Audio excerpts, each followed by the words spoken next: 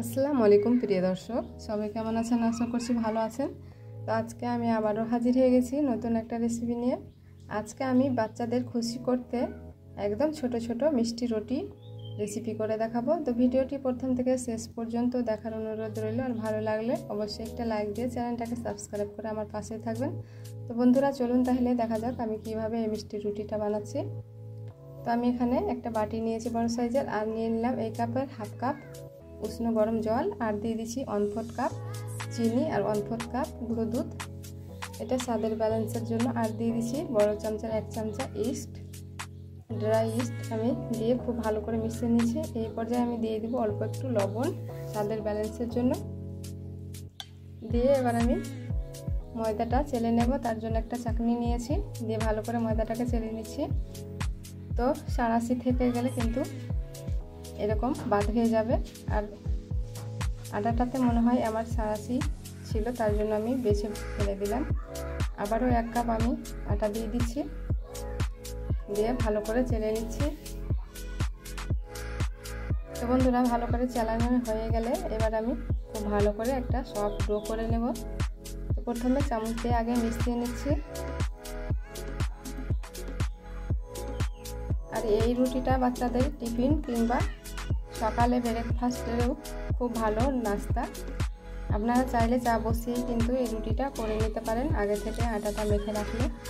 এবার অল্প করে জল দিয়ে হাত দিয়ে মেখে নিচ্ছি। জলটা কিন্তু আমার উষ্ণ গরম আছে। অবশ্যই বন্ধুরা এটা খেয়াল রাখতে হবে যে উষ্ণ গরম জলে কিন্তু আটাটা মাখতে হবে, নইলে কিন্তু ইস্টের প্রভাবটা পড়বে না আটাতে। যদি গরম জল না দেন, ঠান্ডা জলে যদি মেখে নেন আটাটা, তাহলে কিন্তু রুটিটাও ভালো হবে না আর রুটিটা ফুলবে না। এই পর্যায়ে আমি দিয়ে দিচ্ছি 2 চামচা সাদা তেল। অবশ্যই বন্ধুরা এটা খেয়াল রাখবেন, সাদা তেলই লাগবে, সরষের তেল কিন্তু মোটেই দেওয়া যাবে না। আপনারা চাইলে এখানে ঘি কিংবা বাটারও ইউজ করতে পারেন। তো খুব ভালো করে আর সফট একটা আমি ডো বানিয়ে নিলাম। দেখতে পাচ্ছেন কতটা সফট হয়েছে। তো আশা করছি বুঝতে পারছেন কতটা সফট হয়েছে। এবার আমি ওপর থেকে একটু সাদা তেল আবারও মাখিয়ে দিচ্ছি, দিয়ে এটাকে আমি 20 মিনিটের জন্য রেস্টে রেখে দেবো। বন্ধুরা, আমি বেশিক্ষণ টাইম নেব না, খুব তাড়াতাড়ি করে দেখাবো আপনাদের। আর এই বাটিগুলোতে আমি তেল মালিশ করে দিয়েছি। এই বাটিগুলোতে আমি আজকে রুটিটা বানাবো। তো 20 মিনিটেই কতটা ফুলে উঁচু হয়েছে দেখতে পাচ্ছেন। দিয়ে হাত দিয়ে একটু নাড়াচাড়া করে মিশিয়ে নিচ্ছি ভালো করে। এবার আমি এটাকে কিচেন স্ল্যাবে নিয়ে খুব ভালো করে একটা লম্বা রোল করে নেব। এতে করে লেচিগুলো কাটতে সুবিধা হবে, সমান সমান হবে। তো আমি একটা চাকু দিয়ে মাছ বরাবর কেটে নিচ্ছি আগে, তারপরে আমি পিস পিস করে ছোট ছোট করে কেটে নেব। চাকুতে খুব বেশি ভালো হচ্ছে মনে হচ্ছে কাটা, আপনারা চাইলে হাতেও কেটে নিতে পারেন। এবার আমি গোল বল একটা শেপ দিয়ে নেব। দিয়ে আমি তেল পালিশ করা আছে বাটিগুলো, সেই বাটিগুলোতে আমি একটা একটা করে বানিয়ে বানিয়ে আমি রেখে দেবো এই বাটিগুলোতে। তো বন্ধুরা, আমি এক এক করে সবগুলো রুটি বানিয়ে নিচ্ছি এরকম গোল শেপ দিয়ে এক এক করে আমি সবগুলো বাটিতে সাজিয়ে নেব। তো বন্ধুরা, দেখতে পাচ্ছেন আমি সবগুলো কিন্তু রুটি বানিয়ে নিয়েছি।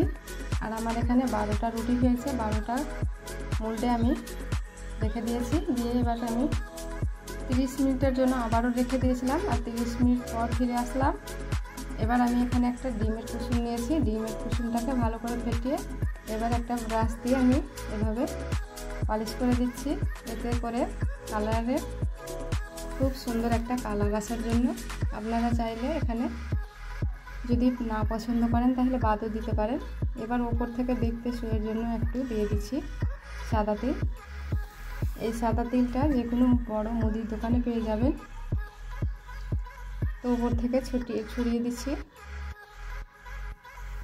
এবার বন্ধুরা, আমি আগে থেকে হাই হিটে 10 মিনিট কড়াইটা গরম করে নিয়েছি। কড়াইটাকে বসিয়ে দিলাম। খুব জোর আমার 15 থেকে 20 মিনিট লাগবে এই রুটিটা ব্রেক করতে। তো 20 মিনিট পর আপনাদের দেখাচ্ছি। দেখতে পাচ্ছেন কি সুন্দর একটা কালার চলে এসছে। তো 20 মিনিট পর আমি বন্ধুরা চুলাটা বন্ধ করে 10 মিনিট রেখে দিয়েছিলাম ঢাকা দিয়ে। আর 10 মিনিট পর আমি আপনাদের বের করে এনে দেখাচ্ছি। আর উপর থেকে একটু ঘি ব্রাশ করে দিচ্ছি, আপনারা চাইলে সাদা তেলও ব্রাশ করে দিতে পারেন। তো বন্ধুরা দেখতে পাচ্ছেন কি সুন্দর একটা লুক এসছে, আর দেখতে কতটা মজা লাগছে। অবশ্যই আপনারা বাড়িতে এভাবে ট্রাই করবেন। কেমন হয়েছে কমেন্ট বক্সে কমেন্ট করে জানাতে ভুলবেন না। তো এবার আমি মোল্ড থেকে বের করে নেব রুটিগুলো। আর দেখতে পাচ্ছেন কতটা নরম সফট হয়েছে, একদম তুলতুলে নরম হয়েছে। রুটিগুলো লাড়তেই মজা লাগছে। এবার আমি সবগুলো বের করে নিয়েছি।